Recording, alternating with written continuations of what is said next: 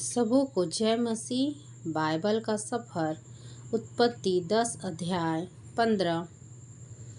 कनान के वंश में उसका ज्येष्ठ पुत्र सीदोन, तबहीत, यबूसी, एमोरी, गिर्गासी, हिव्वी, अर्की, सीनी, अरवदी, समारी और हमाती लोग भी हुए। फिर कनानियों के कुल भी फैल गए और कनानियों की सीमा सीदोन से लेकर गरार के मार्ग से होकर अज्जा तक और फिर सदोम और अमोरा और अदमा और सबोयीम के मार्ग से होकर लासा तक हुआ।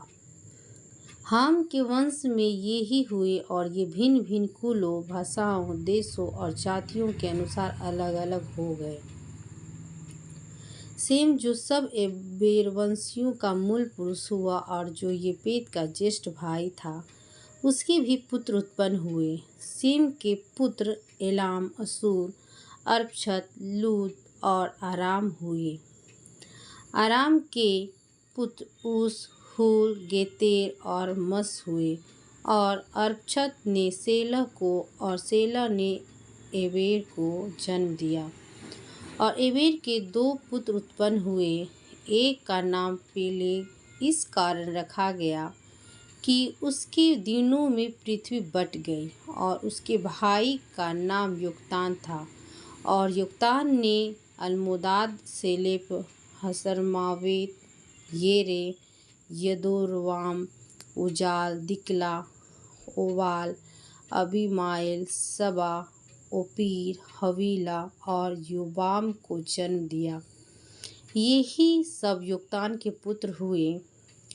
इनके रहने का स्थान मीसा से लेकर सपारा, जो पूर्व में एक पहाड़ है, उसकी मार्ग तक हुआ। सेम के पुत्र ये ही हुए और ये भिन्न भिन्न कुलों, भाषाओं, देशों और जातियों के अनुसार अलग अलग हो गए।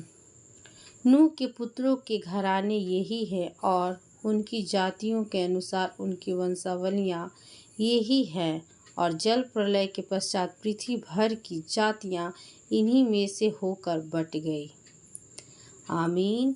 God bless you.